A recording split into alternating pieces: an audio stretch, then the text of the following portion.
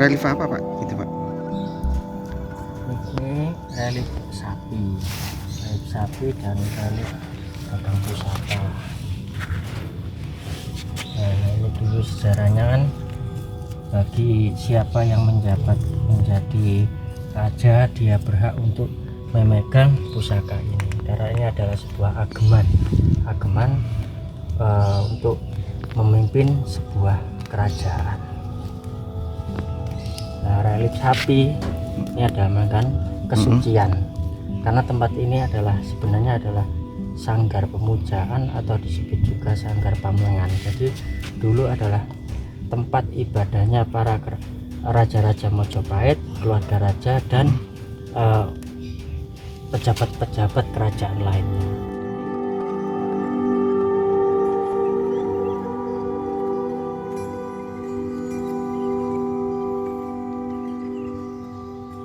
Hamparan batuan andesit penyusun bangunan candi yang tersisa di situs purbakala ini. Banyak terpahat relief hewan sapi. Dalam kitab suci Weda, sapi dilambangkan sebagai ibu sekaligus sumber kemakmuran. Hewan sapi juga jadi tunggangan Dewa Siwa. Karena itu umat Hindu sangat menghormatinya. Begitu sakralnya herbivora yang satu ini. Penganut agama Hindu tak ada yang memakan daging atau bahkan menyembelihnya.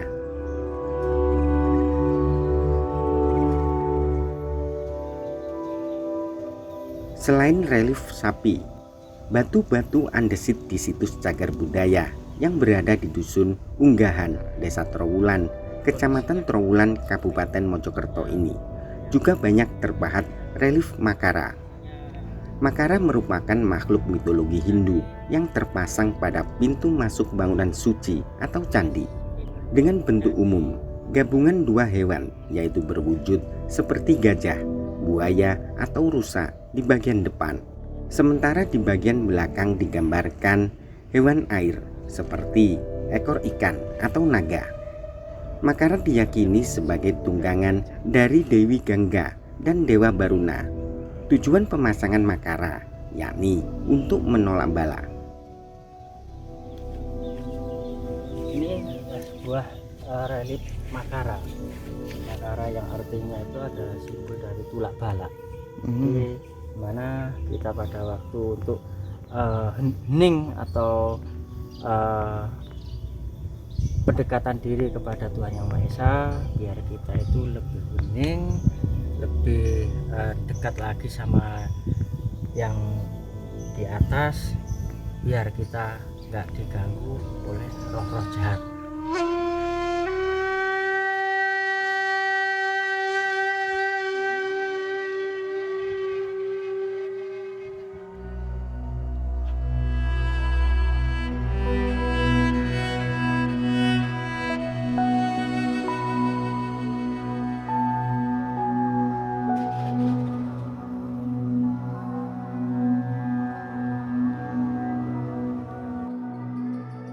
Jika dirunut berdasarkan catatan Gubernur Hindia Belanda Thomas Stamford Raffles, The History of Java, disebutkan bahwa di situs kuno Majapahit terdapat arca Ganesha dan arca-arca mitologi Hindu. Di dekat kolam segaran terdapat arca yang bagian bawahnya berbentuk manusia dan bagian atas tubuhnya berbentuk burung. Maka tak salah jika yang ditulis negarawan Inggris itu adalah bangunan kuno Candi Minak Jinggo.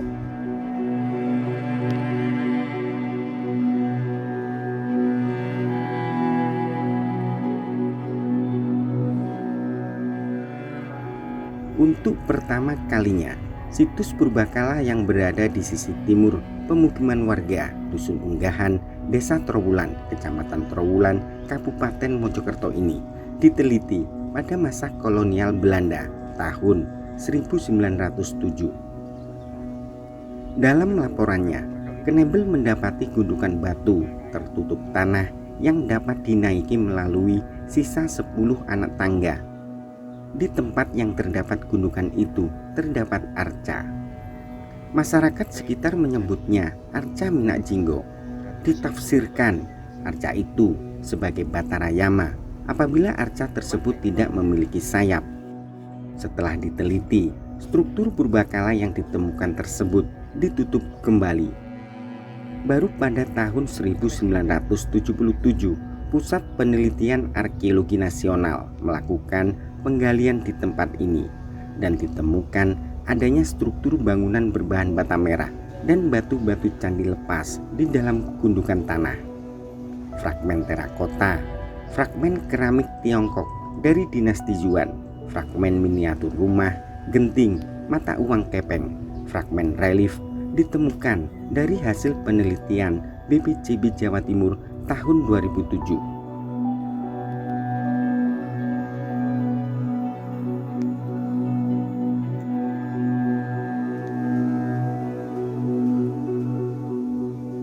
Struktur purbakala di Candi Minak Jinggo yang nampak saat ini hanyalah kaki dan pondasi bangunan yang terbuat dari susunan bata merah. Meski masih nampak utuh, namun sebagian struktur telah rusak. Dari setidaknya 4 kali ekskavasi, tak ditemukan inskripsi angka tahun pembuatan bangunan suci Candi Minak Jinggo, sehingga tak diketahui pasti kapan candi ini dibangun. Akan tetapi, dari struktur purbakala yang ditemukan, diperkirakan Candi Minak Jinggo didirikan pada abad 13 Masehi sebelum berdirinya Majapahit, tepatnya pada masa Kerajaan Singasari.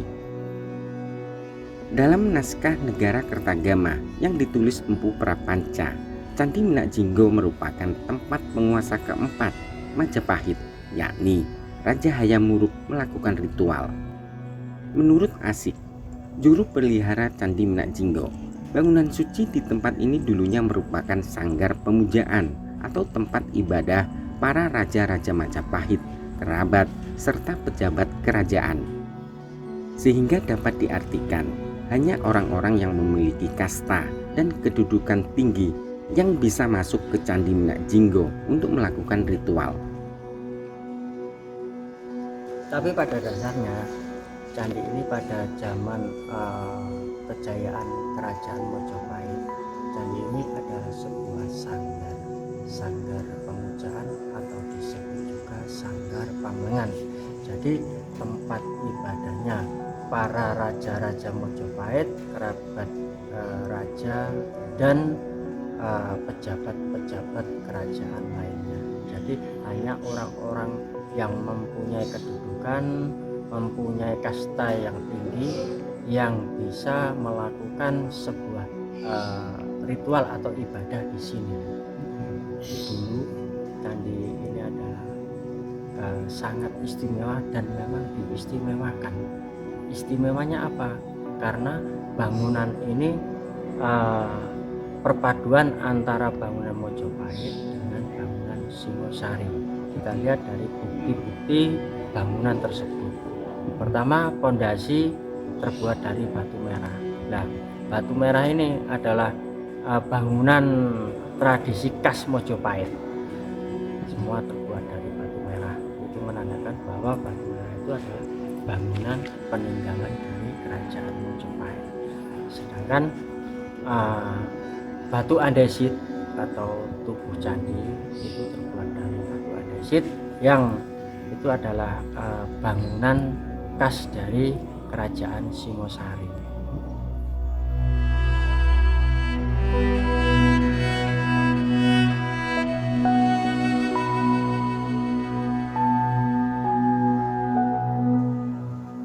Candi Minak Jinggo mungkin menjadi salah satu situs purbakala peninggalan Majapahit di Trowulan yang unik.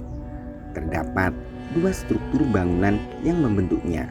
Struktur bangunan berbahan bata merah merupakan kaki candi, sementara tubuh candi tersusun dari batuan andesit. Awal mula dinamakan Candi Minak Jinggo karena adanya temuan arca raksasa bersayap. Masyarakat sekitar menganggap arca raksasa bersayap itu sebagai sosok Minak Jinggo yang terkenal jahat dan menakutkan. Padahal jika melihat bentuk dari arca yang ditemukan merupakan arca Garuda Wisnu. Garuda sendiri dalam mitologi Hindu adalah tunggangan Dewa Wisnu.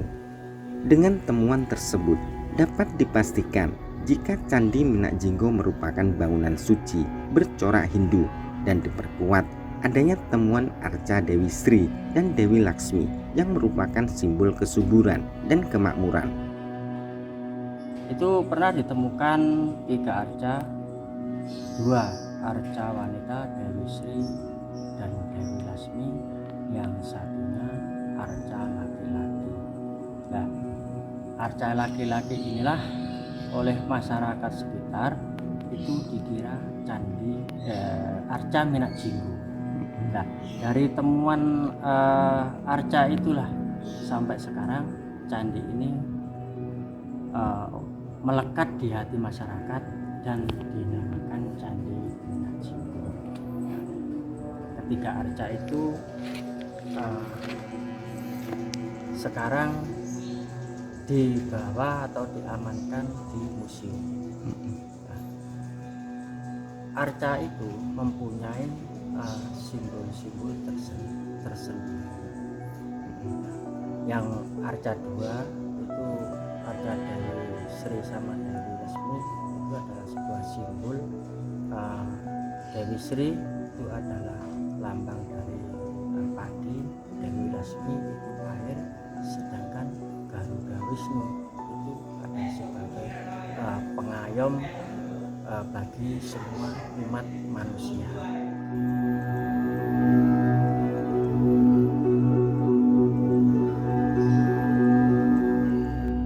Berbagai temuan arkeologis di Candi Minak Jinggo saat ini tersimpan di Museum Pusat Informasi Majapahit dan BPJB Jawa Timur. Untuk mencegah kerusakan struktur bata merah yang ditemukan, Candi Minak Jinggo telah diberi atap